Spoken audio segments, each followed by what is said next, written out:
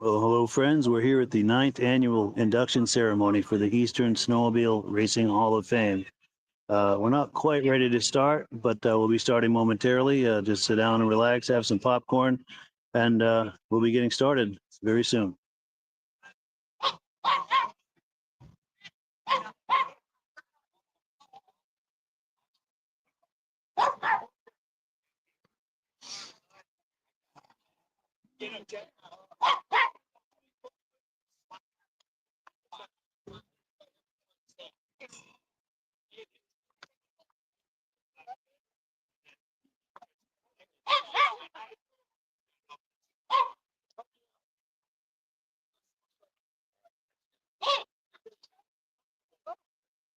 Yeah.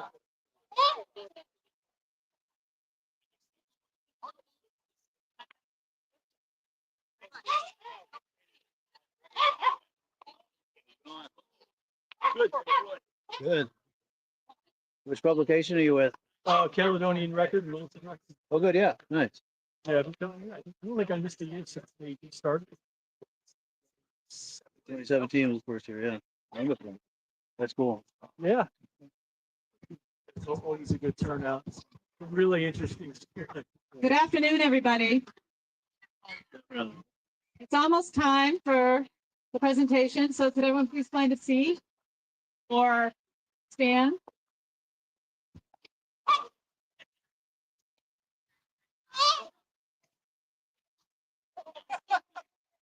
Frame on that thing, man. Tell me we'll take that chance.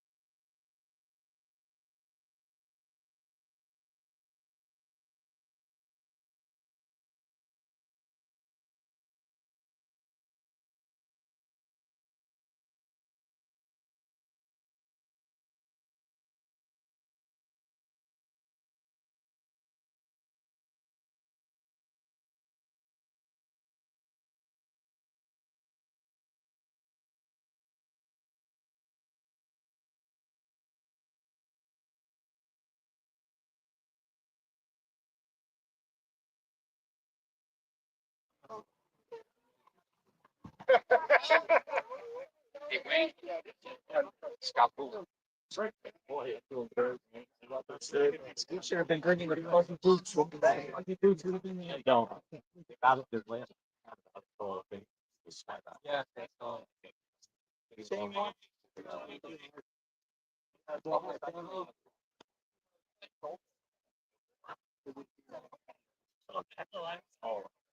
yeah.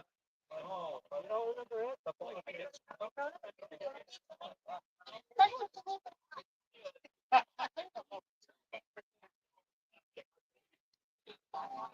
oh, fine.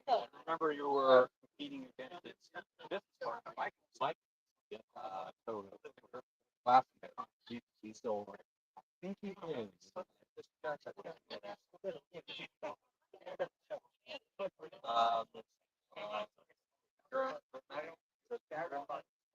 They're not. They also the concept.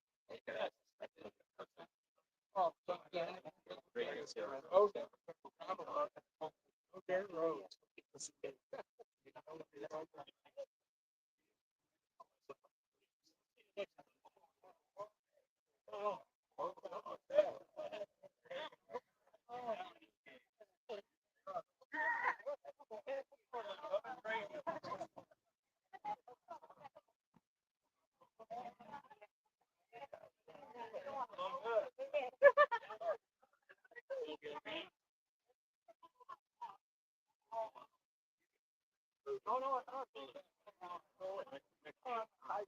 Again.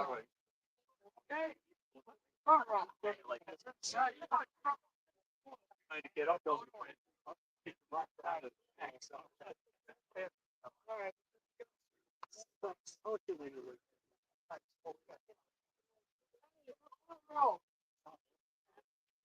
One.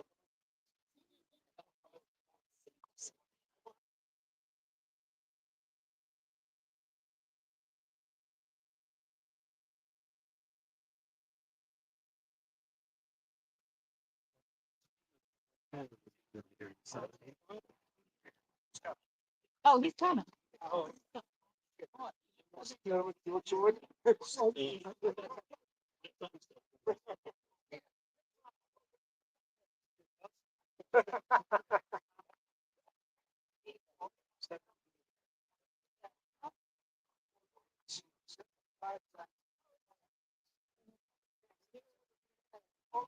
you want to play down?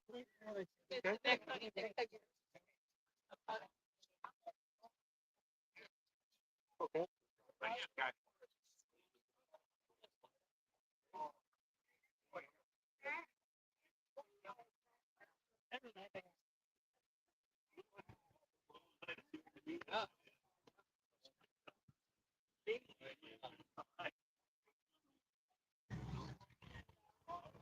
Oh my God! What's it?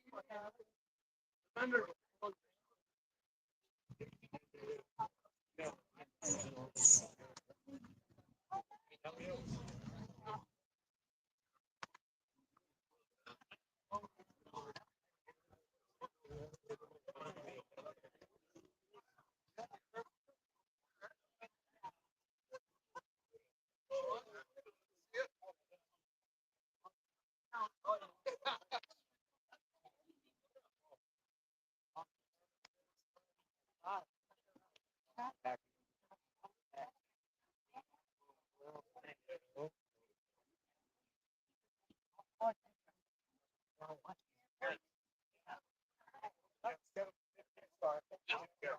Oh, yeah.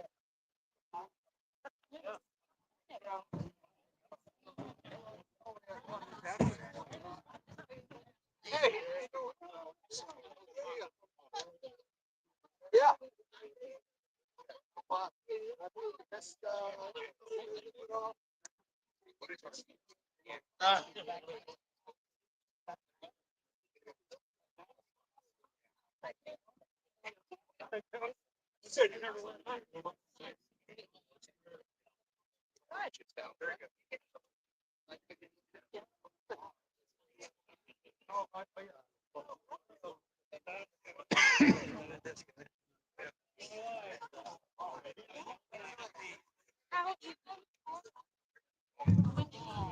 All right, could we have all the inductees please sit down so we can get started? You can visit after. How about that? That work? Back here with this way.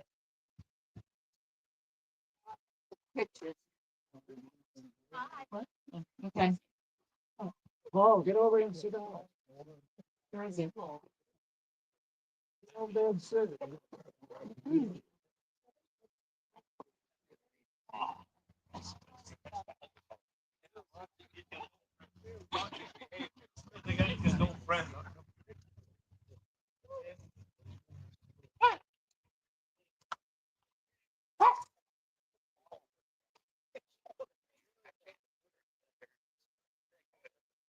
All right, let's try this again.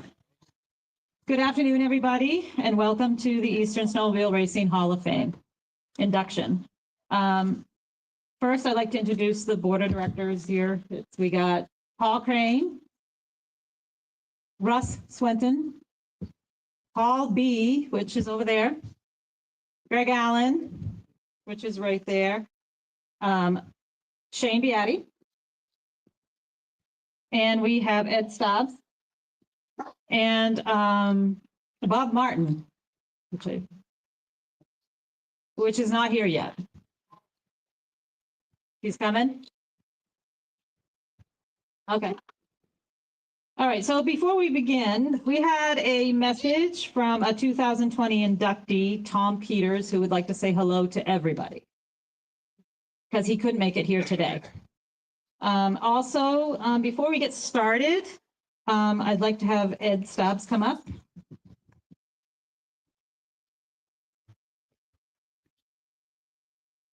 I'm going to take up a few minutes of your time before we start this induction.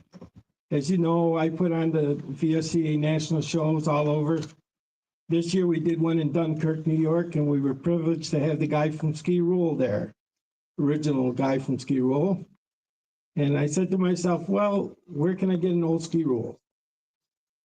I tried and tried and tried. They only made like less than 10 in 64, 20 in 65, and 100, around 166. Well, thinking, the only one place I knew, Paul Crane. Paul, come up here, please. So, with great thanks from the VSCA and the Antique Snowmobile Club of America, I'm presenting this plaque to Paul for letting us have that sled. He drove 11 hours to bring that sled out to our spot. Thank you, Paul. Appreciate it.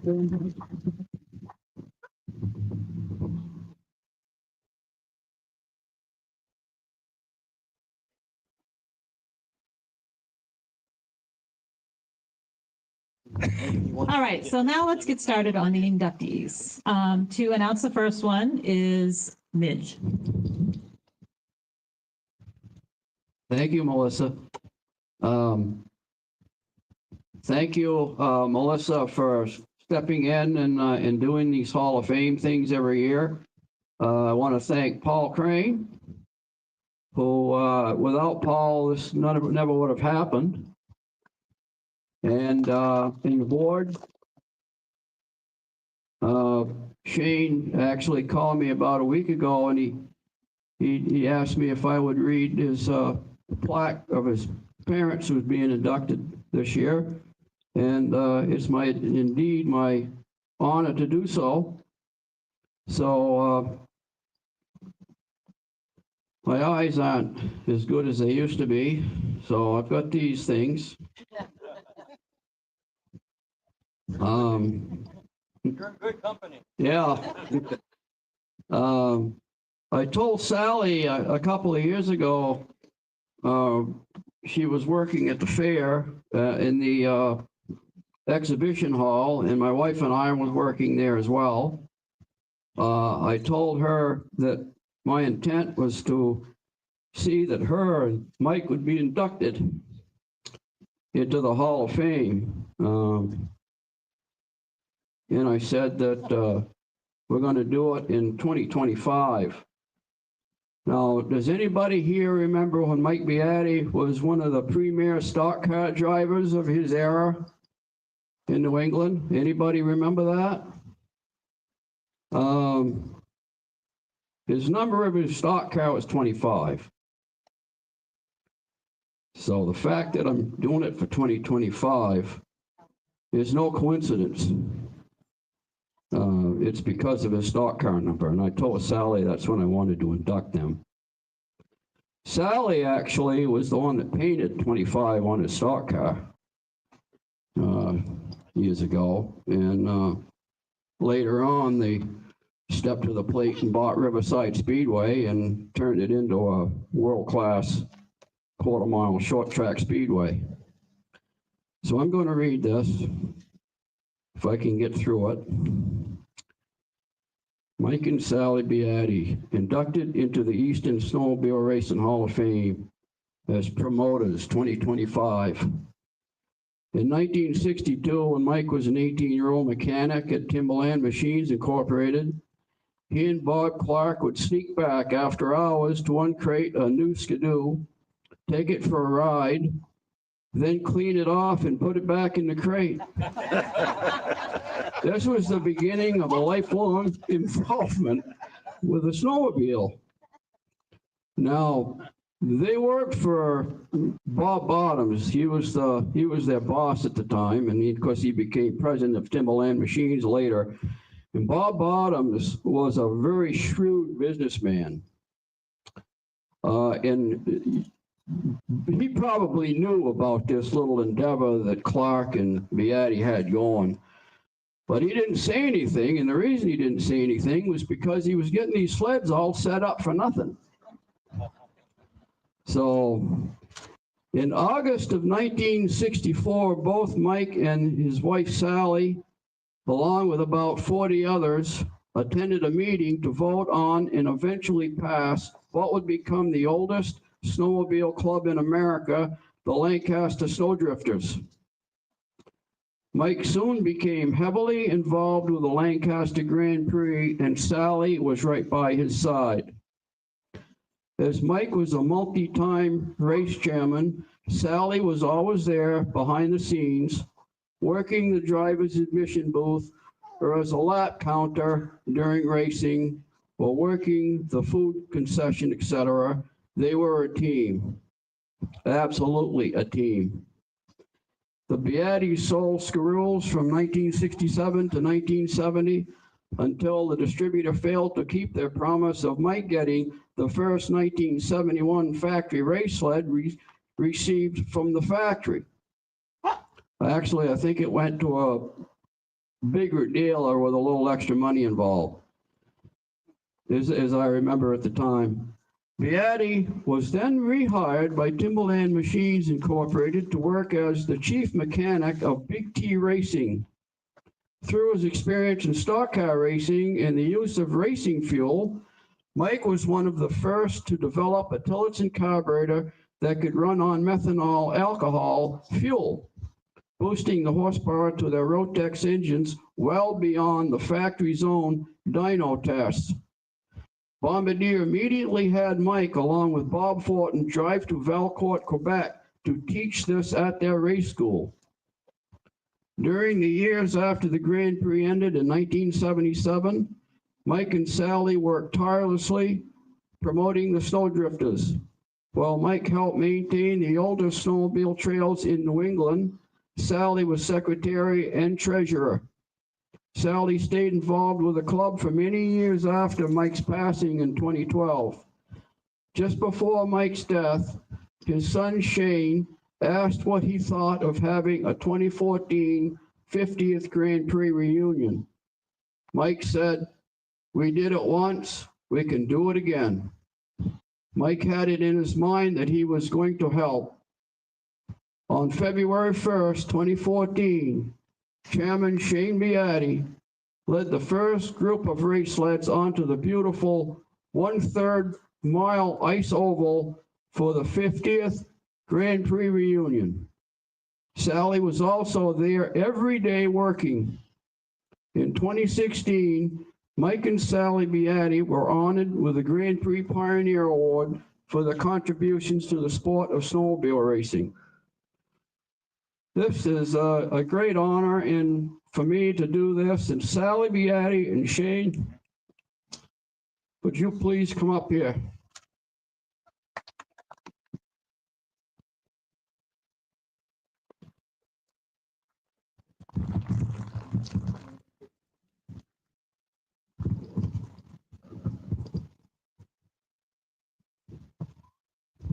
Thank you, Midge. There was a reason that I had Midge do this. Midge was actually the one behind all of this, of getting my father and mother into the Hall of Fame.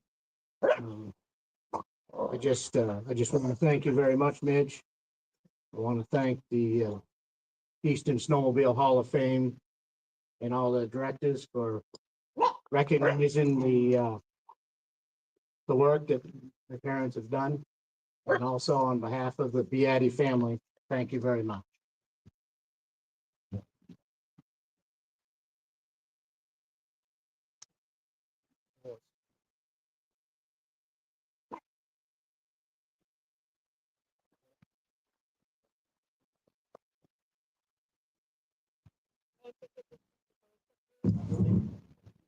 Okay, next. The next inductee is Tim Bender. And what we're going to do is have some of his relatives come up, and himself. Is Tim? Sorry. And you want to speak?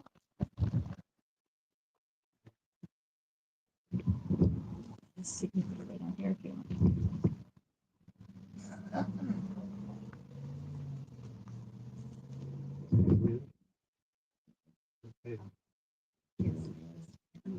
I-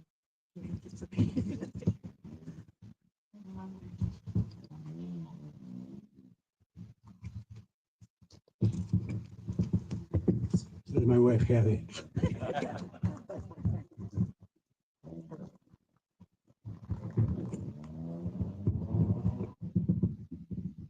I didn't expect to do this, so. You know.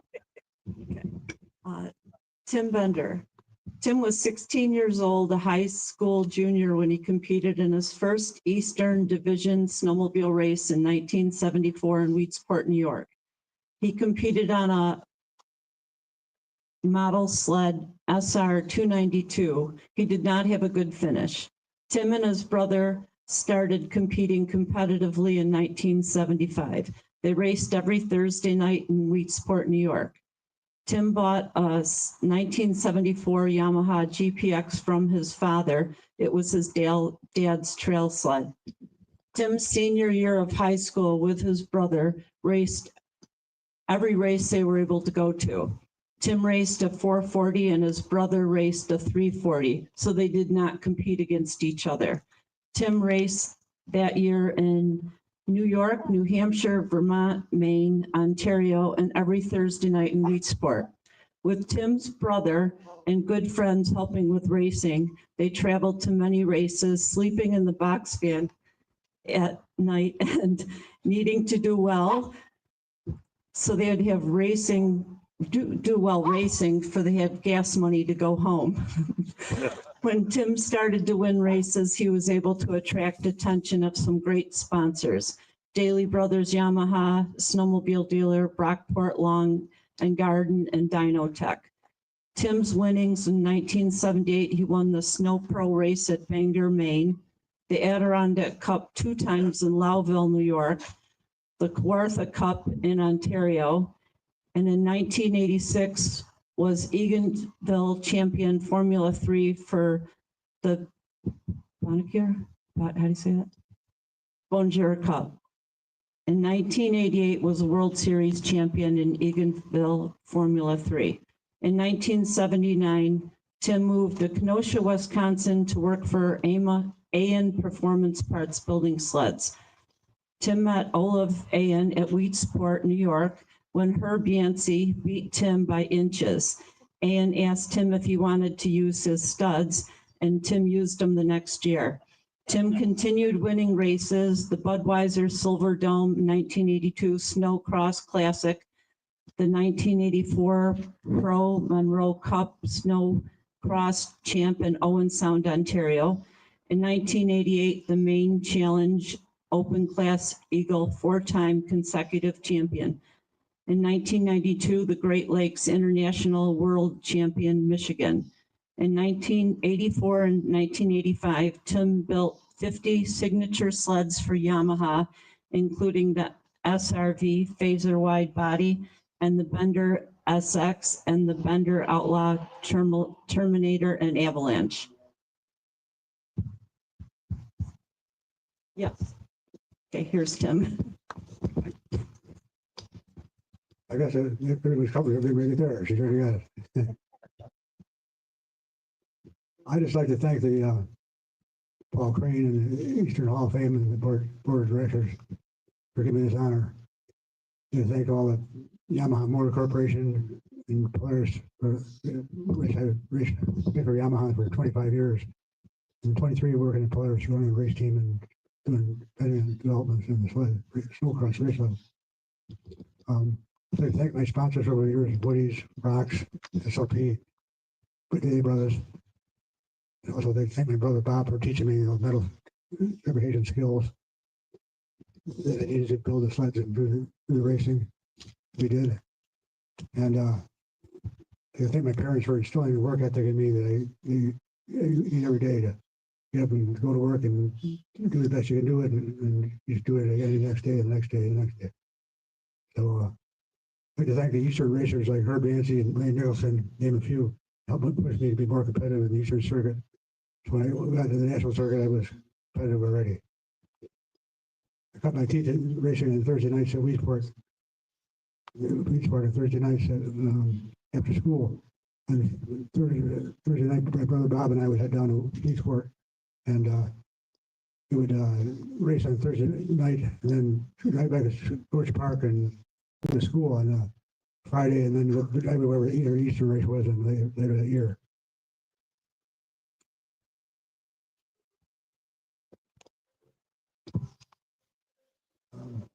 World Series of Racing in 1977 was in the USA, the Weedsport, and the World Series, and Herb Dancy and I had a race in the 440 mod class. We were side by side the whole entire race. Herb ended up beating me by an inch. The good news is that Olaf asked me, well, they saw me racing there and asked me to come on and run his snowpro sleds and a snowpro team. Wolf not only taught me how to improve my racecraft, but to think outside the box. It's led to ways of thinking, designing, building many innovative parts of Phaser and Intersect and Outlaw and Terminator and Avalanche. Yamaha Factory Veneration became Yamaha Factory's aftermarket performance parts company, and one of my biggest accomplishments was 4x3 races in a row at Eagle River. One of those races, I think it was 1989. Guy Wayne Nicholson's going to be up here in a minute. Was I were side by side that race. He behind me on every straightaway, and I passed him in every corner. And he had no brakes on the sled. He would have beat me probably. He did. And he was flying by me going to the corner 10 miles an hour faster than I was going. And I passed him back in the corner. But anyway, I'd like to thank Wayne. And Greenfeld is good for me as he would have been one himself. He was such a good guy. Also, I'd like to thank my wife and children. My wife for 43 years who has been by my side supporting my whole career. Thank you very much.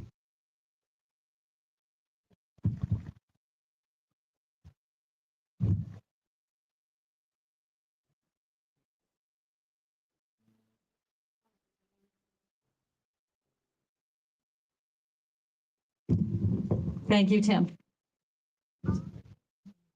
Our next inductee is Wayne Nicholson.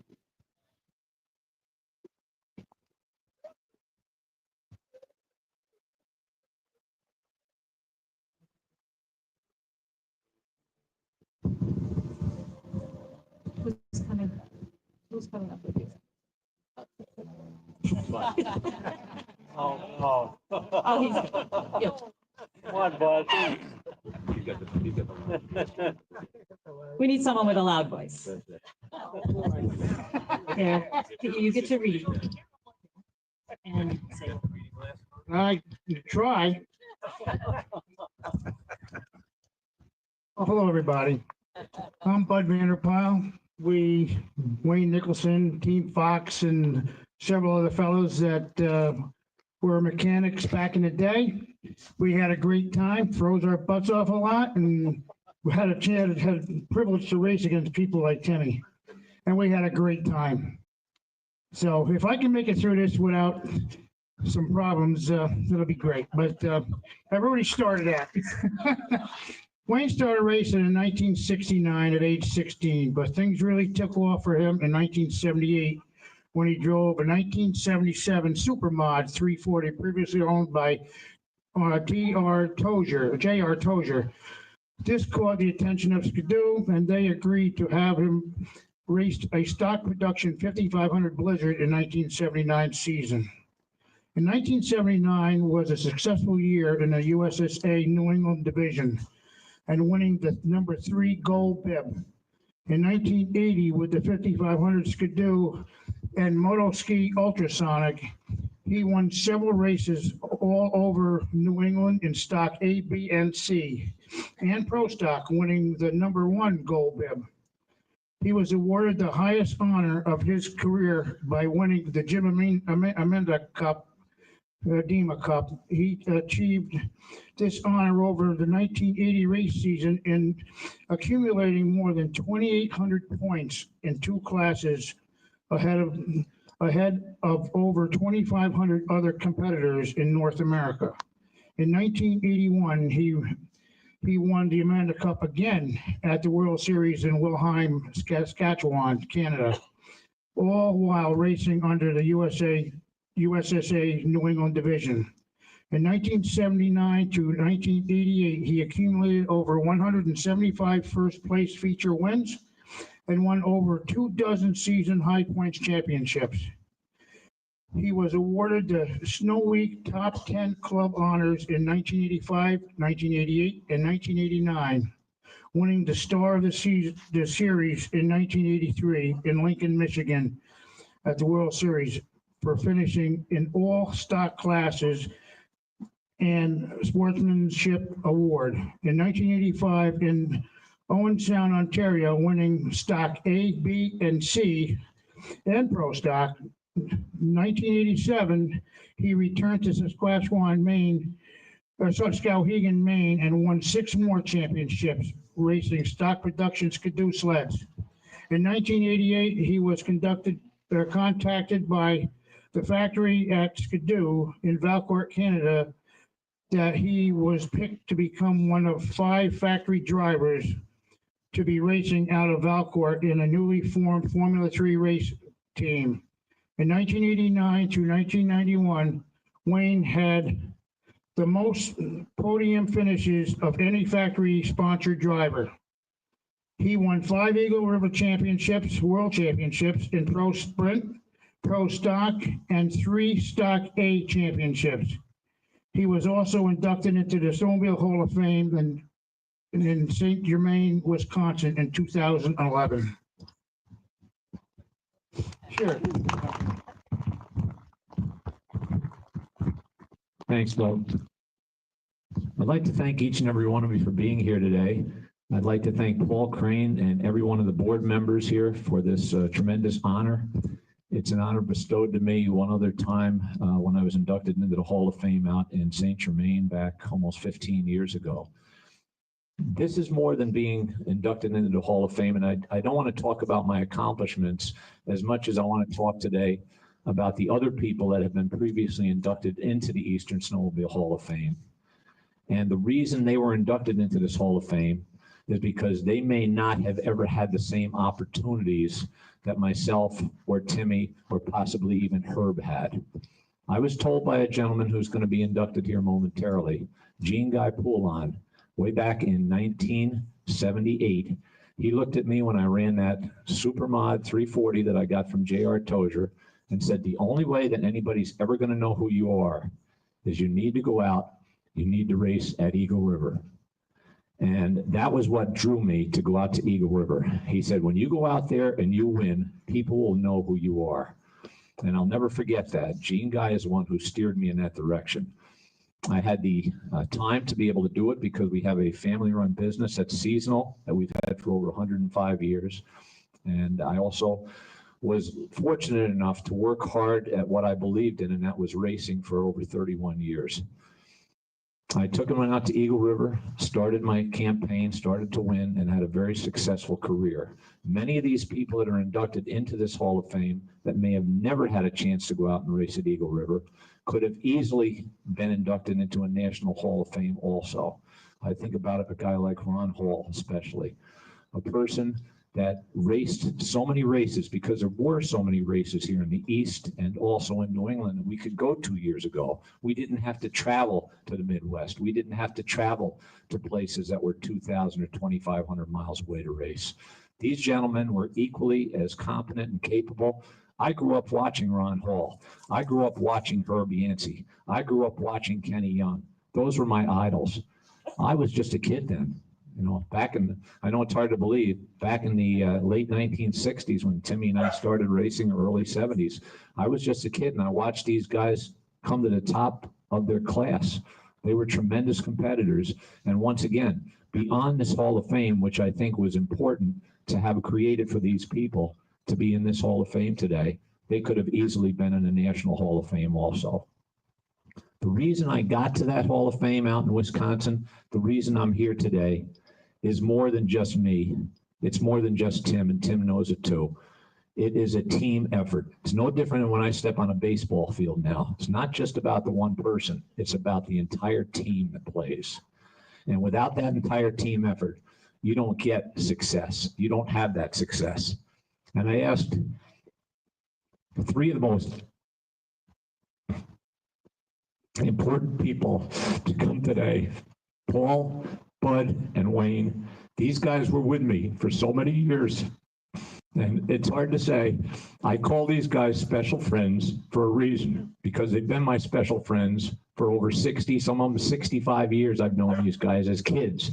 They went to each and every race. They didn't require anything. They didn't ask for pay. They put their heart and soul into everything I did. And they were beside me cheering, just like a person would be cheering for another person when they would be out there on the ball field. When you won a ball game, these were the guys that were there, and they were the heart and soul of my race team. And I'm sure each person that's here today that is a racer can draw a parallel with me today and say the same thing. How many people did you have that were by your side that caused you to be able to get into that winner's circle? Bud, been with me all these years. He was a guy. He was right there. He would handle all the studs when I came back in. Wayne Myra, he would handle the runners for me. Paul would take care of the clutching with me. They'd oversee that sled just like it was theirs. They would make sure it was ready to go in that next heat staging lane or whatever. And once again, those were the guys that were there. They put their heart and soul into it. They went with me every weekend, weekend after weekend when we raced.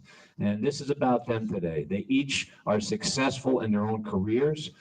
Bud went on to have a body shop business. He still does it today. What have you done? 50 years now. 55 years. Paul Macco went on to have a successful career, not only in the corrections department in New York State for almost 30 years, but he also became involved in local politics. He's a local politician. And he today, to this day, puts his heart and soul into everything he does for the town of Greenville, where we live in this little town in upstate New York. Wayne Myra, incredible craftsman, incredible. This guy is able to build anything from a chair to a house and everything in between. He still has his business today. And they're all successful in their own rights, and they were the guys that made me who I am today. So keep that in mind. Any of these gentlemen that have been inducted into this Hall of Fame and have been successful have had people that have been by them. My brother was with me. He's the one who got me started. He passed away last year. God bless his soul. He's the reason that I raced snowmobiles. He got me started in this thing. And to this day, I think about him all the time. But keep that in mind, and keep this in mind also, that these are the people that got us to this stage today. My credentials go on and on. I don't even want to talk about them anymore, but there are two races that I want to talk about today. And I'm looking at the guy on the left of me here, and he can smirk as much as he wants. And Lanny Benoit said this to everybody when we were at Owen Sound, and I was pulling off win after win after win. And this was in the 1985 World Series out at Owen Sound. I had just won A stock. I had just won B stock. I think I just won C stock. And now the big race came up. It was pro stock. Timmy Bender had won every race he could win on his 50 build SX Bender Special that year, up until the World Series that year. And Lanny was going around the pits telling everybody, Nicholson's got his sled fast. I think I finished second place maybe 12 or 13 times that year, but never won. And I had that thing tuned, and I think I beat you by about a half a sled length or a sled length at the end of the race. Yeah, maybe a ski length, whatever. That being said, 4 years later, he came back and he bit me in the ass. And that was in our famous duel that we had in the 1989 Formula 3 race out at Eagle River, when the two of us, and I had no idea this was going to happen, and Timmy didn't either. We knew when we pulled on the track that we were the two guys that had the less horsepower. We also knew that we had sleds that handled extremely well. We knew the track was rough, and we knew the track was getting down into some dirt and rocks. There was a couple of young kids there. One was the name of Mike Hool. Another kid was out there. He's a few years younger than me. Guy Useldinger, potato farmer from North Dakota. And Guy Useldinger's out there. He made it about 4 laps, and all of a sudden I saw the smoke come out from underneath his hood. He burned down the middle cylinder on that 3-cylinder Polaris. Then the next guy, I saw Steve Hool, all of a sudden he has smoke flying from his. Then there was about 3 or 4 crashes along the way that took place, and none of us planned on this, okay? I knew I had brakes enough to go 15 laps. Okay. I didn't know that at the end of the race that we were going to end up going about 20 or 22 laps, I think, by the time we got done. Because poor Timmy, he was one of the ones. He went into turn one and he caught that famous ice groove going up into one, and it sucked him right up into the hay bales. And the next thing you know, there he is. He's in a ball up there trying to figure out which end is up. And he gets back on the sled. They bring it back over. They managed to just I think it tore the windshield off just so he could be able to race it. And lo and behold, he comes back on the track. He picks the teeth, the hay out of his teeth and everything else. And we're back racing again. So now we're about race number, I think probably about lap number 8 on the race. And all of a sudden I'm coming down into turn 1 and the brake handle's getting spongy on me. And I'm thinking, no, this ain't good. So by the time we got to lap 12, I had nothing. I went for the brake handle, and it was like grabbing a clutch handle on a motorcycle. The next 3 or 4 laps, when I was running into the corner, I was running as hard as I could, and I was throwing the whole sled sideways just to scuff speed off of that. And that's what would happen. I would pass you down the straightaway, and as I came into the corner throwing the thing sideways to scuff the speed off, all of a sudden Timmy's coming down in underneath me. We went back and forth. If you ever get a chance to see the video, it's still online, by the way. If you look up 1981 or 1989 Formula 3 shootout, it'll come up, Tim Bender, Wayne Nicholson. Anyway, to make a long story short, Tim ended up beating me by about a half a sled length. So I always said, Timmy got back and he bit me in the ass for that race 4 years later after I got him on the SX that day. But just so many great racing memories, and snowmobile racing is so close to my heart. I would have been a crazy fool like Jacques Villeneuve. At this age, I'd probably still been racing a sled if I hadn't had a heart attack when I was 48 years old. That was back in 2000. I had open heart surgery. The surgeon looked at me and said, "Hey, you're done with cold weather and high stress. It's over for your lifetime." So I gave it up. I play baseball now full time, and I do that nationally and enjoy that a tremendous amount to keep myself active. But once again, everyone, I'd like to thank each and every one of you for coming here today. I could sit and tell stories all day long about the great race days we had, but just to be here and be honored with Timmy, Gene Guy, Jeff Duflo. I see Herb is here today also. Ronnie Hall, my God, I mean, the names go on. And there's people I haven't seen here for years either. Sylvain has been here today. John Merriman was here. Johnny Whitaker. I mean, I can throw out names to you all day long. So many of these people meant so much to all of us because we were all a big racing family back in the day. Thank you so much for being here, everyone. And thank you for this honor bestowed upon me. It is something I will never forget. And thank you for the time here today on the microphone. You guys have a great day.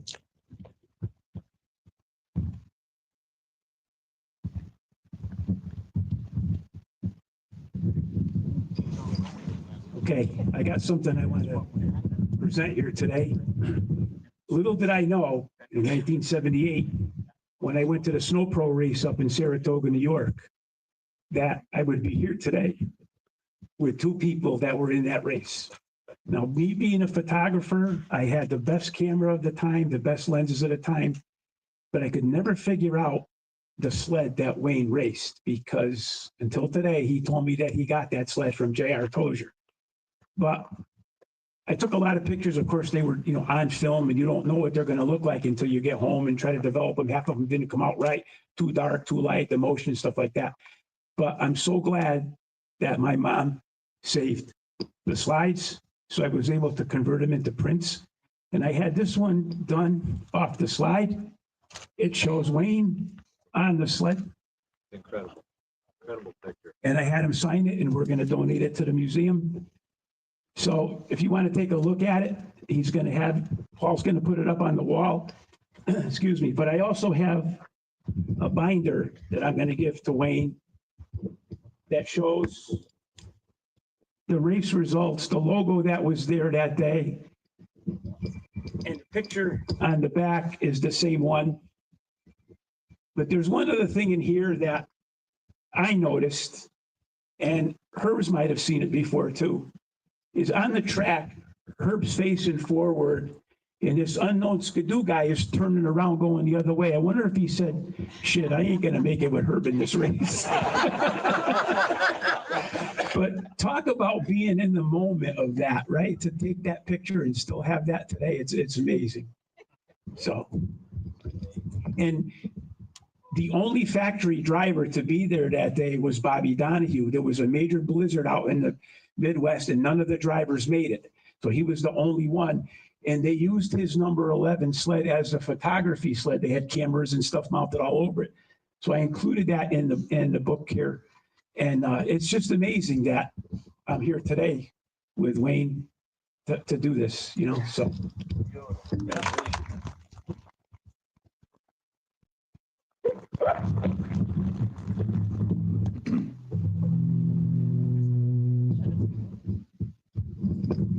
Thank you. And our next inductee is Jingai Pulin.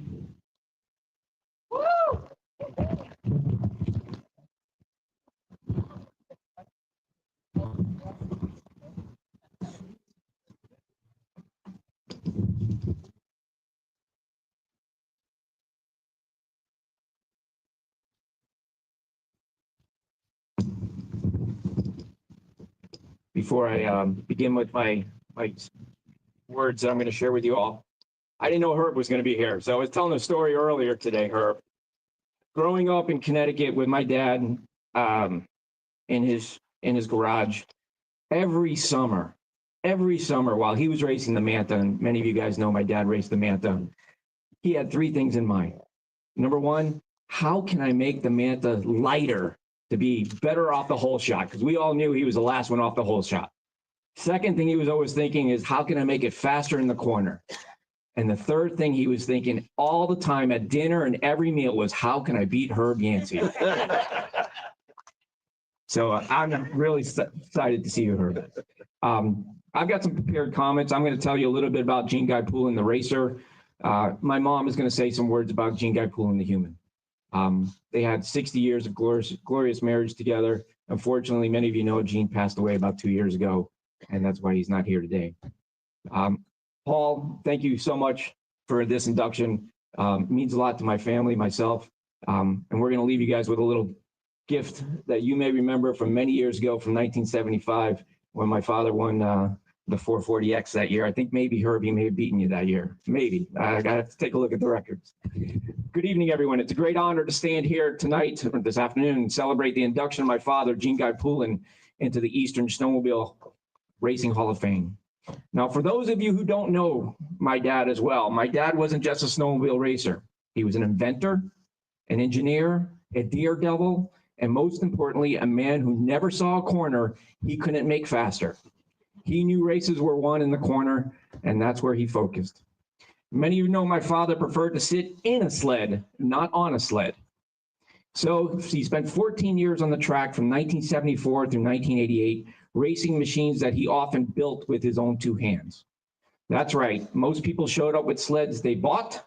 My dad showed up with sleds that he dreamed up. And they worked. Well, most of the time anyway. He was the kind of guy who thought, why settle for 2 skis when I could try 3? He was the kind of guy who said, why stop at 1 track when I can have 2? Or better yet, 2 tracks with different lengths. And somehow, against all odds, those wild ideas actually worked. In fact, Bombardier even copied one of his designs later on. You know you've done something right when the big guys start to say, hey, let's try something that Gene's doing. Of course, innovation wasn't always smooth. Like the time his team bus caught on fire in 1981, and he lost the Manta sled. Steve and I were there that night. Most people would have called it quits after that, not my dad. He went right back to the garage and built something even crazier, a 3-ski snowmobile that gave him great success and probably gave him the competition even greater headaches. By the way, for those of you who don't know, that's the only sled my dad ever sat on. He always raced sleds where he sat in. Couldn't leave him alone in his garage for too long, or you come back and find his lawnmower turned into a prototype Formula One snowmobile. That was my dad. But racing wasn't just about machines. It was about family. He was always side by side with his brother Marcel, his crew chief, and Mikey, his son, is here today. Marcel was probably one of the greatest strategists and probably the only guy who could calm my father down before a race. Together, they were a team in the truest sense. And I think that bond was as important as any trophy that they won. There were plenty of trophies, by the way, and I'm going to actually share one in a little bit. He won the major races like the Lancaster Grand Prix, where we are today, the Pepsi Open, the Maritime Championship. He too earned Gold Bib Sportsman of the Year and even Most Professional Racing Team. Though I have to say, the Sportsman of the Year award always makes me laugh a little bit. It meant he was the nicest guy in the track right before he blew past you in the corners with one of his homemade contraptions. Off the track, my dad was known for his smile, for his gentle demeanor, for his endless tinkering. His love for the sport and weekends with his kids, myself and my brother Steve. Years later, he smiled so much when he would tell stories about trips to Eagle River or Valcor, or memories about the Whitakers, who I know Johnny's over here, or Jimmy Rule or Wayne. These are just memories that he would share all the time and smile ear to ear. The other inductees, and especially to Wayne, my father would be honored to share. My father would be honored and proud to share the stage with you. He'd consider you guys friends and contemporaries. So tonight we celebrate not just the wins and the machines, but the spirit behind them. My father loved racing. He loved the challenge. He loved the community around it. He's proof that with a little imagination, a lot of determination, and maybe a few spare parts lying around, you can leave a mark that lasts forever. On behalf of my father, my brother Bridget, my brother Steve, and everyone who's been part of this journey, thank you for this honor. And to Dad, congratulations. You finally made it to the Hall of Fame. Now, if they only had a category for the most creative ways to make a snowmobile go around a corner, I think you'd win that one too. Yeah. Thank you, guys. Before I turn it over to my mom to tell you a little bit about who my dad was as a person, Paul, in 1975, I believe it was the Lancaster 11th Grand Prix. My father won the 440X that year, racing his Manta. This trophy stood at our entrance of our home for 45 years. And we would put our keys in here. We would put the change that we'd pay the paper boy. This was our DNA. We're going to bring it back to home. It's going to be part of your memories here at the museum.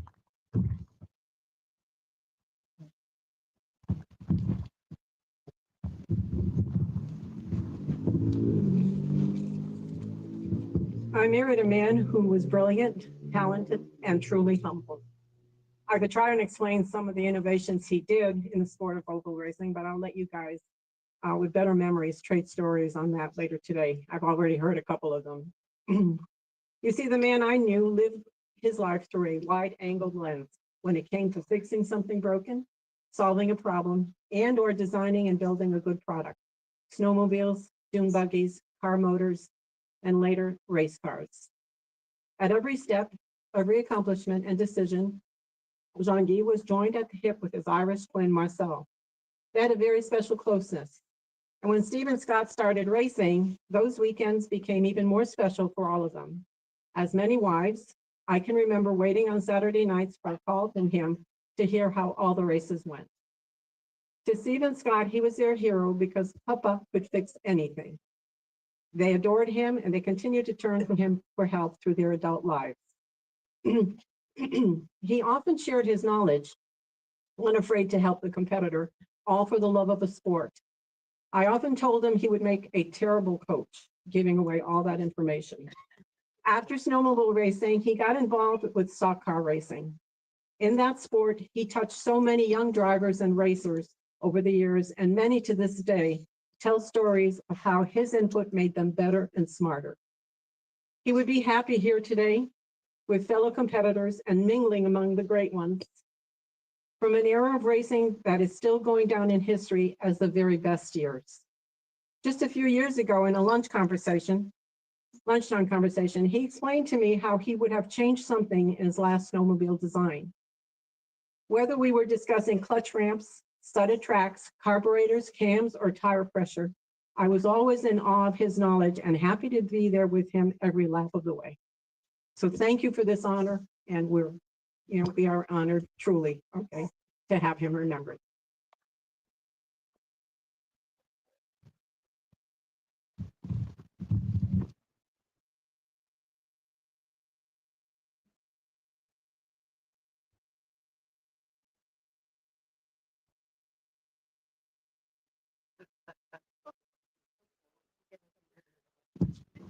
Thank you very much.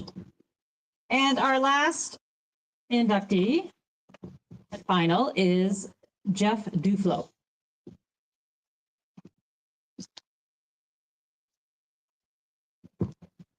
You can either do that or say I can give you both. So good afternoon, everybody. I'm Garrett Duflo. I am not Jeff, but my father, Jeff, is here today. So just leading off, everybody asked me, oh, how was your dad snowmobile racing, things like that. I wasn't born yet. So I don't have all the good stories, but I have a couple. And I still remember the first time I was like 5. I had a kickstart snow scoot in Yamaha blue, which we'll talk about that because his color is Skidoo yellow. And I remember pulling up going, hey, Dad, you ever rid one of these? And he just nods. He goes, yeah, a couple times. And off I go, and that's just the way it was.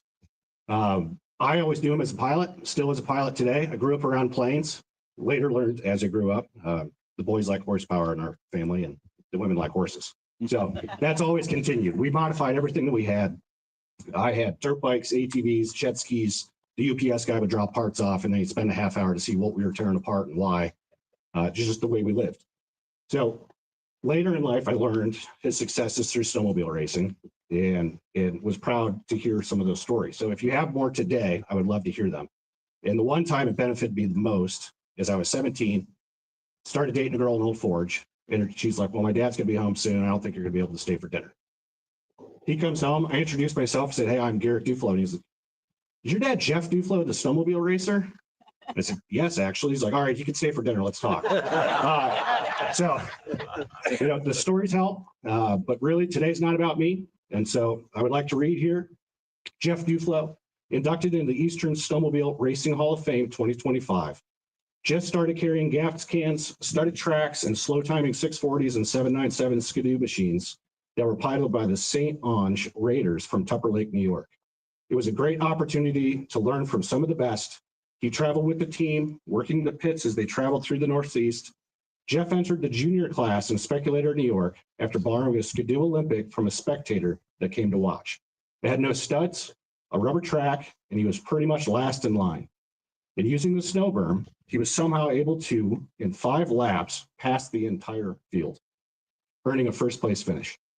As a senior in high school, he started racing full time, and in 1973, racing Skidoo Stock C, Jeff took 3rd place in the USSA Eastern Division Champion. In 1974, in Utica Rome Speedway, he finished 3rd in men's modified, 1st and 2nd in modified 2.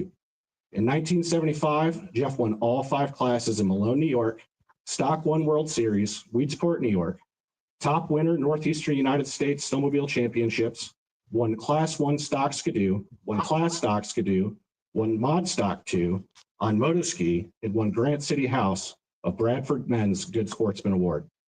In 1976, he earned number 51 gold bib, focused on mod. 1977 raced super modified, earned number 7 gold bib, Northeast Snowmobile Championship and won 4 classes, mod 1 and 2, super stock 2. And on January 22nd, 1973, Northeast Snowmobile, U.S. Snowmobile Champion. Top honors are Bianchi, Alan Trotter, and Jeff Duflo. January 29, Saratoga, New York, won the 250 super modified class over the Skidoo factory driver, Bobby Donahue. So with that, Dad, can you join me up here?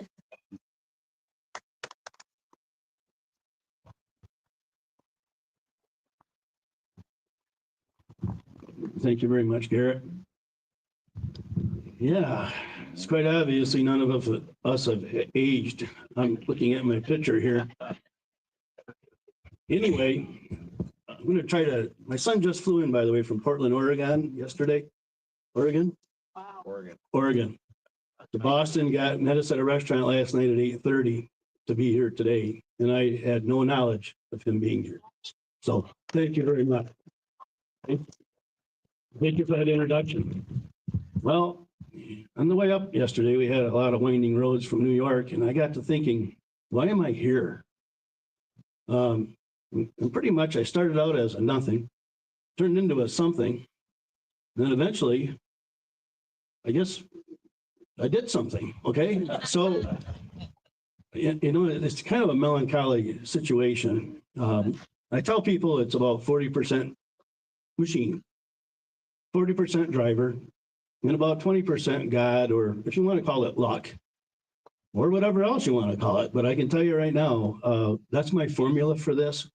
And I had a lot of races that I have done really well in, and I probably would have won had I not blown a track, or had I not blown a pulse line on a base, had somebody not gotten in an accident in front of me. And one of those guys that got in an accident in front of me was Herb Yancey. And this was in Malone, New York. And he and I were racing. It was about 20 below zero. And I think Jim Edema was killed about a week or two or a month before that with a ski when he had ended up on the track. And the ski loops were too small back then. And they made them bigger to 6 inches. So we all wear plexiglass or whatever you call it, some kind of plastic jacket. Well, anyway, Herb and I we got another story about Herb, don't worry. Anyway, everybody likes Herb Yancey stories. And at the end of the day, we went into the second turn at Malone, and it was, all there was dust particles, snow dust, couldn't see anything. And I saw Herb spin, got into something here and lost anyway. So I took the machine, and it was a 340 Skidoo modified, put it into the inside wall, spun out, and when the dust settled, literally the snow dust settled, he was probably less than from that middle American flag from me in the middle of the racetrack. And I thought about that, and to this day I think about that, and I've told Herb about that winning the race was important. We were sponsored by Bombardier. He was with Arctic Cat, had a lot of money behind us back then. But what's more important than that is getting through this sport safely and getting through it alive. And I'm going to tell you right now, I visited the Ron Hall, I visited the Chip Elwoods in the hospital, visited several people over the years. And it's very, very important that this sport is not easy. It's very, very hard. People don't realize that, but it takes a lot of grit, a lot of determination, and a little bit of luck with it, okay? Now, here's the Herb Yancey story. We're in Westport, New York. It's a D-shaped track. Now you can envision a D. Let's make the D this straightaway, and then it's a D like this, right? Well, anyway, the start-finish line was about 150 foot from the D starting, which was damn near a 90-degree deal. And Herb and I are running down through there about 95 miles an hour, and he'd get me in the turn a little bit, and then on the straightaway, I'd swing out and get on the outside, and I'd slowly inch up to Herb. And by the time we got to the finish line, I was ahead of him. By about the width of this plaque, by the way. Long story short is there's 5 laps to a race. We both knew that. We also both knew that on the 5th lap, somebody had to let off at the start-finish line, or neither one of us were going to make the first turn. Well, guess what? Herb, he knows. We went past the finish line. I had him by, again, maybe the width of the plaque, this time not the length. And neither one of us let off, and we hit the first turn berm, which was a snowbank, something in the order of about 5-6 foot tall. Off into the gravel pit in the snow we went. Sleds went head over. I can't say that here today. We both ended up all coiled up in the snow. And first thing I did is I looked for Herb. The sleds were smoking and stuff. That was just normal. Anyway, I go, Herb, you all right? And he goes, yeah, Jeff. He says, how about you? I says, I'm doing okay. I said, Herb, how come you didn't let off? He says, I knew you weren't gonna. And Herb remembers that story, by the way. But anyway, I'm very proud to have accomplished what I didn't really start racing snowmobiles. I started sucking methanol out of nitromethane machines in the mid-'60s, slow timing machines with megaphones on them, and I'm surprised I'm not deaf from that. Does anybody remember megaphones? Yeah, they were quiet, weren't they? They were very quiet, you know. And I learned what methanol tastes like, because it's clear. And until you swallow a little bit of it and burp methanol for about an hour later, those memories still are with me today. Anyway, I want to thank the Duflo racing team. My father, Tom Duflo, was a great, great mechanic, fantastic person, grew up in a garage. And he invented a stuffer, by the way, in the rotary valve engines that's on the rotary valve is in the base of the engine. Most of you people know that. But anyway, on the other side of the crankshaft, it was a big space there. So he invented this epoxy stuffer, put some screws on the back side of the engine and close that airspace up. And he told me, he said, these engines are like an air compressor. You add fuel and you add ignition, and this is what they do. They make power. And to this day, that stuffer, I believe, is still in the crankcases of Bombardier engines, by the way, that my father invented back then. Highlight of our racing career was the Loren Classic in the late 70s up in Peterborough, Ontario. It's an indoor grandstand where everybody gets to sit, drink, and they have hors d'oeuvres and let us freeze our rear ends off, which we did. And it was a nice ice track with sawdust in it. And at the end of the weekend, I didn't get killed. That's good, because I did blow this was back, I have to be very honest with you. Skidoo had a super modified back then that wasn't that great. So everything on the machine was pretty much Arctic Cat. Suspension, the drive clutch. Because if you can't beat them, join them, okay? So down the straightaway I go, a little over 90 some miles an hour, and with this 440. And believe it or not, the drive clutch blew off. This blew up right through the cowling. I was going so fast and the track was so hard and icy that I coasted all the way around to the third turn before the snowmobile stopped. Can you believe that? But at the end of the weekend, I was High Point champion. The Skidoo racing team was there, who were running next year's engines, by the way, out of Austria. So if you can beat them on any given day, and Wayne Nicholson can attest to this, you've done something. And that night we had dinner with the Bombardier daughters up there. This is before cell phones, and I don't remember any of that, by the way. I was just a young kid racing snowmobiles, having some fun. And somehow I'm here, and I want to thank the Cranes. I want to thank the board. Thank everyone. I looked at those pictures in there, and the first thing I thought about is, I'm not going to tell everybody that snowmobile racing is easy, and it's just nothing. No, it's a hell of a lot of work and a hell of a lot of time and a lot of commitment and a little bit of luck, okay? And if that happens and you're lucky enough to do that, you can stand here today. Thank you all.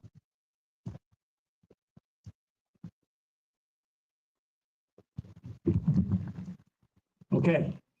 Also at the Battle of Saratoga was number 7. So little did I know, he's going to be here today. I had him sign it. We're going to donate this to the museum as well.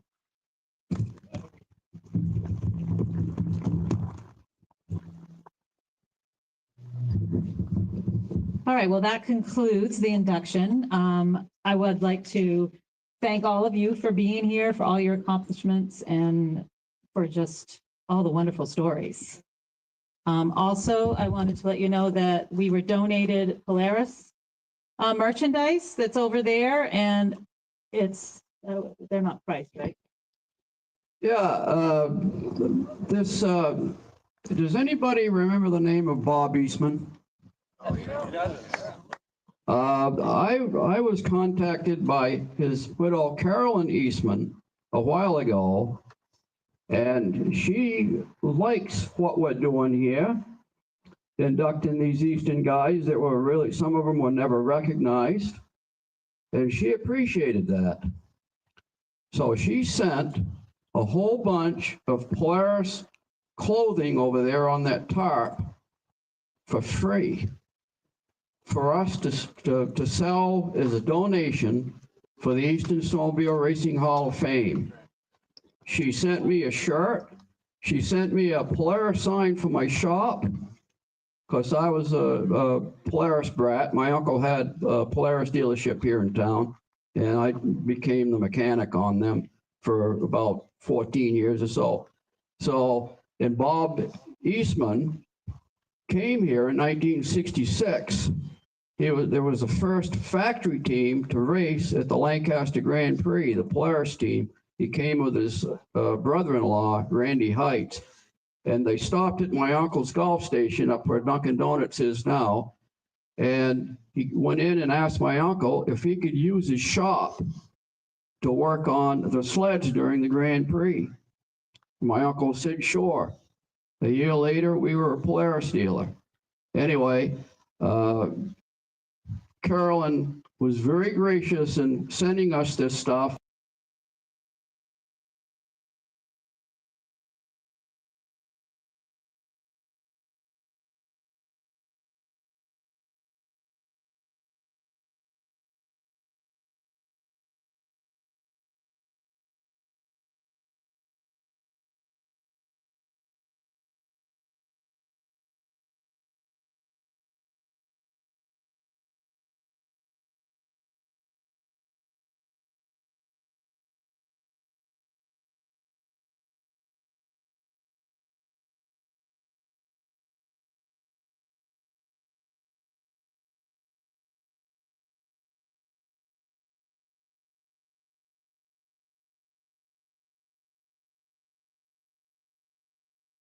we'd like to have Tim come up towards the door of the museum.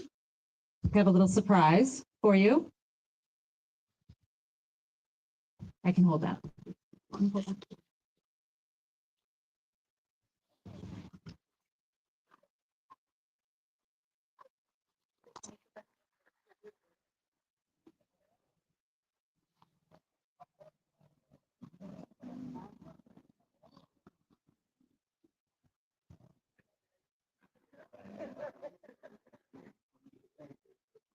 Oh, excuse me, sorry.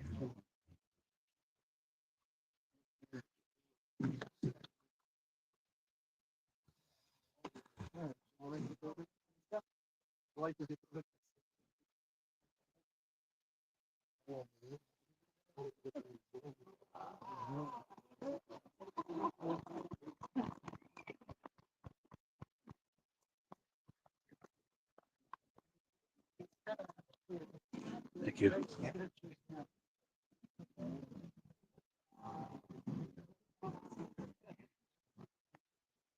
Man.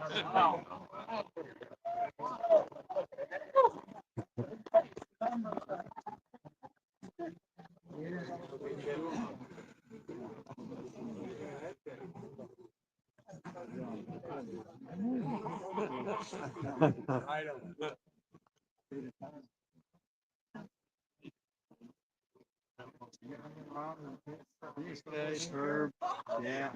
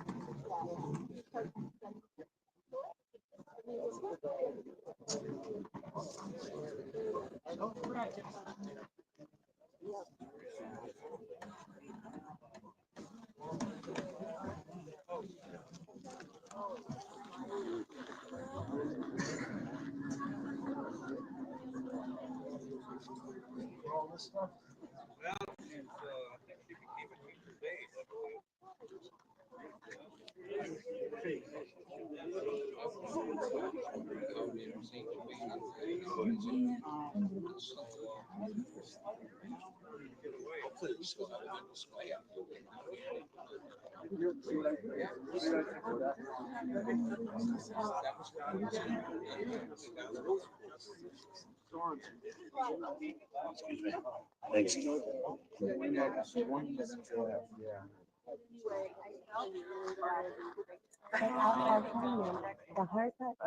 Oh, I didn't mean to interrupt, but I want to give you a quick hug. How are you? I get some good pictures of you behind Oh, this. good. Because I was sitting over there, so I got, Nice. Okay, I gotta take one of you because you're our Sure, yes. guy. Wait, no, let me take one of you. Okay.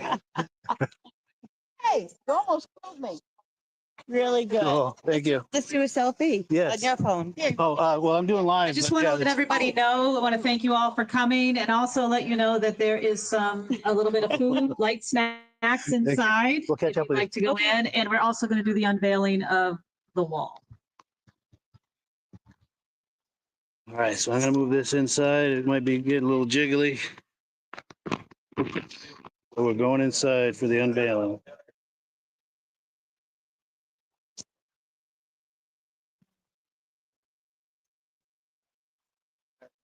I got a better idea.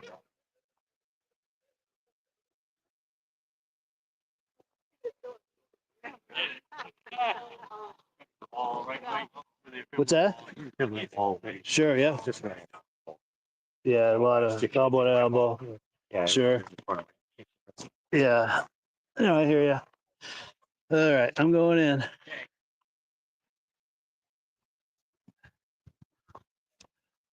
Yeah, I'm gonna go inside for the unveiling. Hey, Mark. Hi. Hey, how's it going, Spencer? Good, you? Good. Nice to see you, man. See you.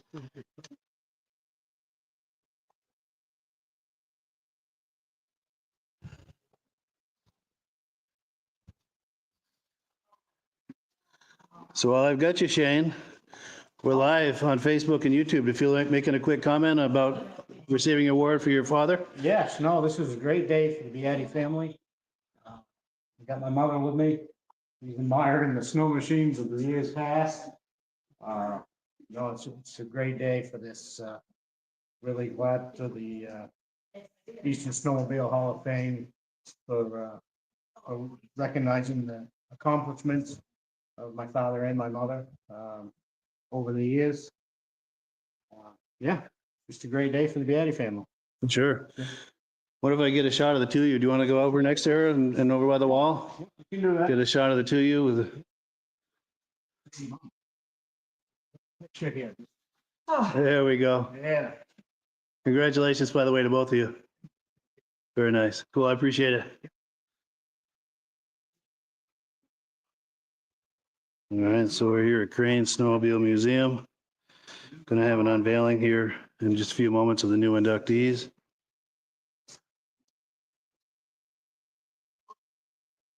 And this is the Wall of Fame for the Hall of Fame. This is the 9th annual induction ceremony for the Eastern Snowmobile Racing Hall of Fame.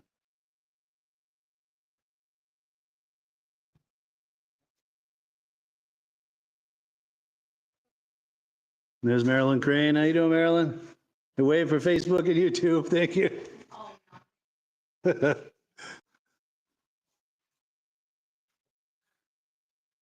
You don't have a business card, do you? Doesn't have to be the second, but before we go. Sure. But before we leave today, we should exchange information.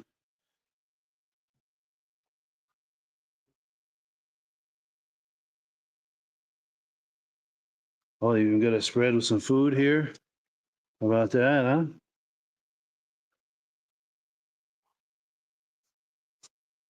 Yummy. Did Melissa make some chili? No chili today? I do like her chili. Word's getting around on that. Huh? There's Melissa right there. Yeah. Cool. So it might be a few minutes here before they do the unveiling. While we wait, let's take a look at some of the snowmobiles.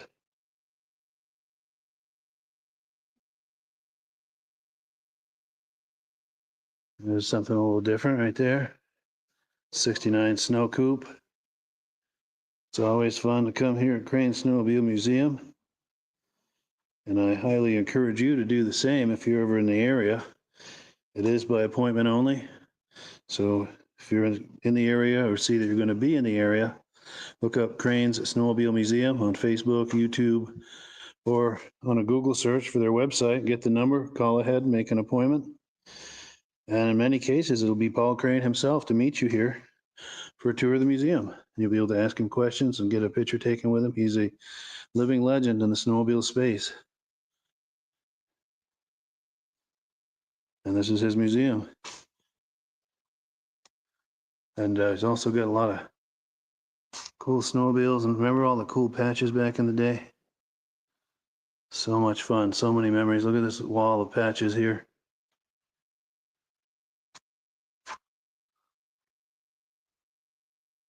Remember all these? That bring back some memories? Sure does for me. They've got the old purple power lube and some of the other lubes. Got some mini sleds up on the dock deck. When they have the Crane Snowmobile show here in the winter, they have, this is where they serve the food here, right in this little corner here. And yeah, there's like a 1926 or something Model T snowmobile. How's it going? Good. No, it's all good. It's all good. How did you guys enjoy the ceremony? It's very touching, very good. Every year, it's explaining that to her, the stories, it definitely, you get the goosebumps there. Yes, for sure. And it gets better every year. Yeah, This is my third one. good, good. Yes, yeah, thanks for coming, for sure.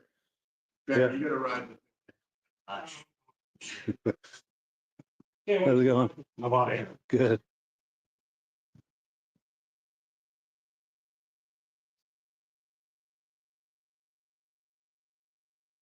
So yeah, if you're just joining us, we're hanging out at Crane Snowmobile Museum.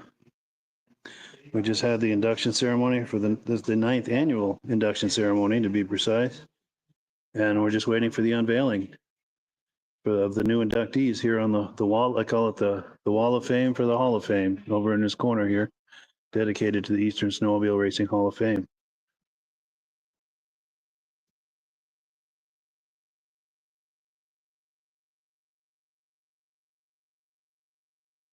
Over here to the right, we've got Chip Elwood, legendary snowmobile racer from Team A-Bowl.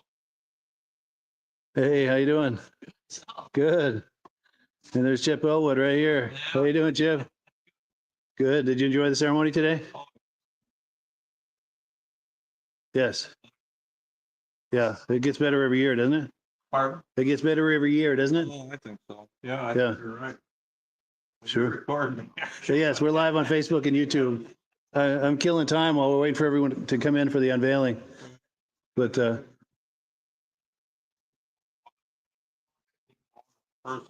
who's that? Bob Schwartz, yes.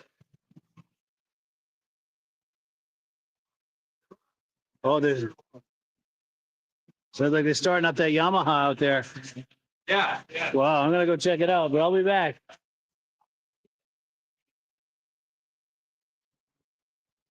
How's it going?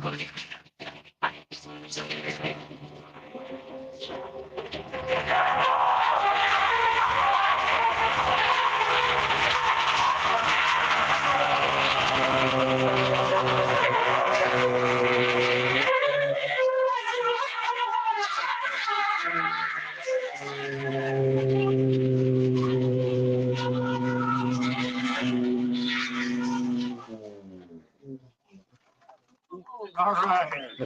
How good was it? Pretty good, huh? Busy? Yeah.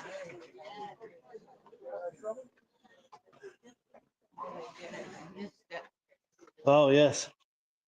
Yeah, me too. Yeah, I missed most of it too. I came in here, I'm waiting for the unveiling. So it's a lot of good food there, huh? You bring your appetite? One of each. Yes.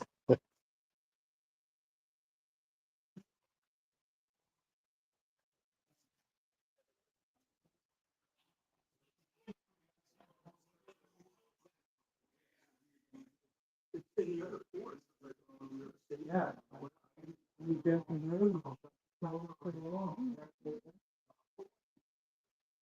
I think he went to Connecticut. Yeah. Yeah, Wayne Nicholson, he's Greensville, New York. Yeah. And then, yeah, I think his son's in Connecticut. And then Jeff, he follows. Jeff Dupont, we got, blue toes. So it looks like we have Lancaster, New York State, and one possibly.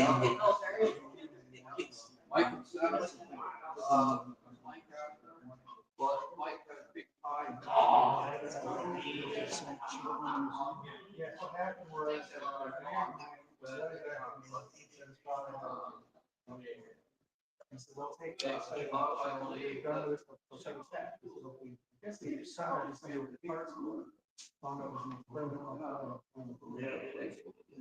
And then your photo of them right there, that's on.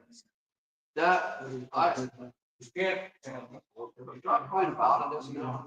So it was like.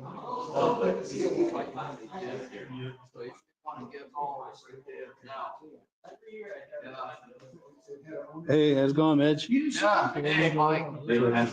So we're still live. Do you feel like making a few comments? Sure. Sure, maybe in the corner here. So we're going to get a few comments here from the founder of the Eastern Snowmobile Racing Hall of Fame, Midge Rosebrook. Yeah, good day, Mike. It didn't rain. Yeah. Yeah, the sun's out now, and we had a pretty good day. And we had some top names, big names. Jeff Duplo, Wayne Nicholson, Pete Guy Poole, Tim Bender, Mike and Sally Beatty. Yes. I mean, all big names. Big names. Racing back then. And some wonderful comments and stories too. One.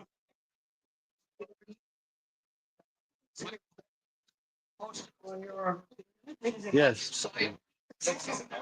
definitely. Very good story. Yes. We'll be featuring those on the podcast real soon. Yes. Yes. Any nicer.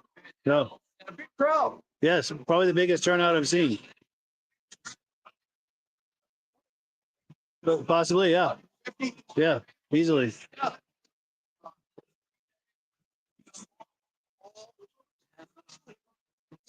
It's a wonderful thing to do. It sure is. Well, thank you, Mitch. I appreciate it. And we're going to have everybody in here and do something formal. Here we go. First, give thumbs up or something like this. 2, 1. Let me get the sign. Got it? Yeah. One more. Got it. All right. Doesn't get better than that. Pretty good company there, Jeff. I'm in some serious company. I'm in some serious good company. Yeah. I'll tell you that right now. Yeah.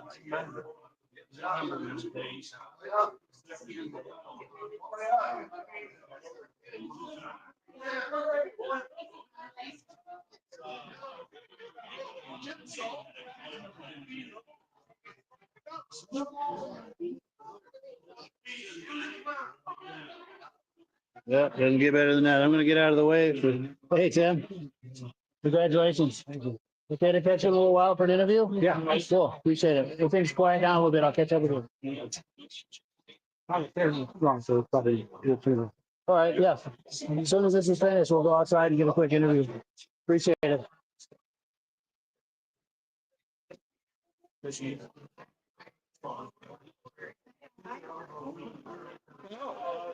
You get so many responsibilities. Hey, Jerry, how you doing? How you doing, Mike? Good, nice to see you. You too. Hey, I don't remember your name, but I remember you're his son. Sorry, yeah, nice to see you. Nice to see you. Cool deal. Back at it still. Oh, I never stopped. No, no. Yeah, I just got, I'm still rolling live here, but It's Dr. Wayne. yes. Dr. Wayne. Yeah, I got a nice interview with him. Yes. Wayne and Jeff. I'm gonna get one with Tim Bender after, and then the others too. Had a little trouble conveying, but Sure. get his wife with him. Yeah, you get the two of them. Yes, Yeah. good idea. He helped out. Good idea. Well, cool. Well, nice to see you. You too. Mike, that was pretty cool. Thank you. Now, that picture you were taking from over there, is there any chance you can get a copy of that? Yeah, you got. Let me, I'll give you if I can give you my cell phone number, maybe text it to me. I'll do my best. Sure, appreciate it. Good to have a real story. Talk about Fritz. That looked like a good angle. Yeah, we'll get out of the way. Bye. What's that? It turned out well? I think so. Good, good.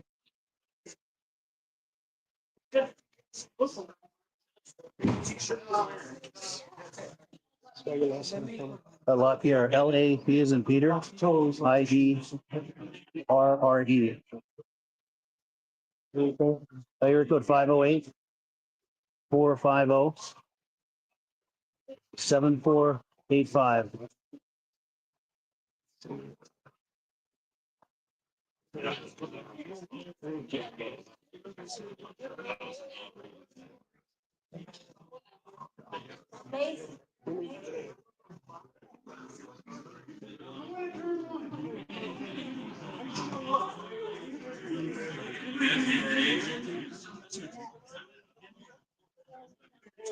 I'm at a disadvantage. I don't have my glasses. Well, that's all right. That's rare, man. You tell me it's gonna be one. I think so. Yeah, the wide shot. That's what I'm after. Excellent. How with you? Yeah, that's perfect. With your permission, I'd like to put that on the video. Oh, absolutely. I appreciate that. Yeah. And what was your name? Tom Moran. Oh, that's right. We met earlier. Yes. Okay. Yeah. Make sure you got it. You got it? Probably. Let's see. Yes, I think so. Because I've got this live stream running at the same time. So, but Do we have the number? If you didn't get it, text me. I'll send it to you again. yeah, that's me. That's appreciate it. Yeah.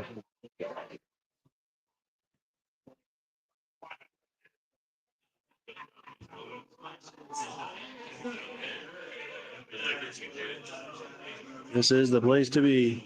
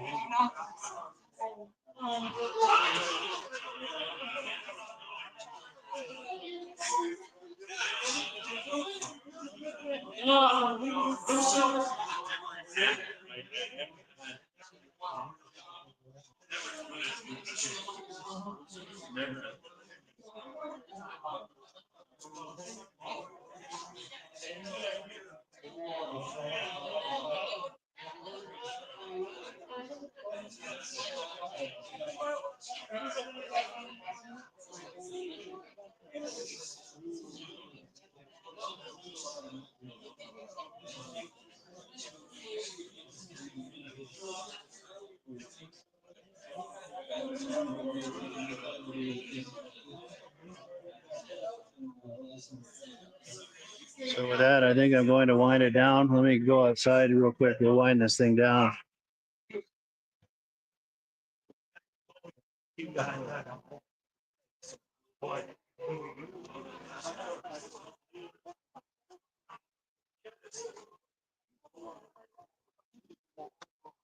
So yeah, if you're you've been viewing the 9th annual induction ceremony for the Eastern Snowmobile Racing Hall of Fame, and what an induction it was.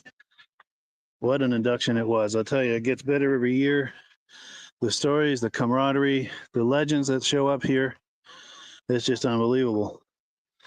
Just a wonderful time. And put it on your calendar. We do this usually the second Saturday of September every year. We're going to do our 10th annual next year. Please join us if you can. And if you can't, we try to do this live stream. That's what I'm responsible for, is doing the live stream. Thankfully, I had a good signal, no technical issues. Hey, nice to see you.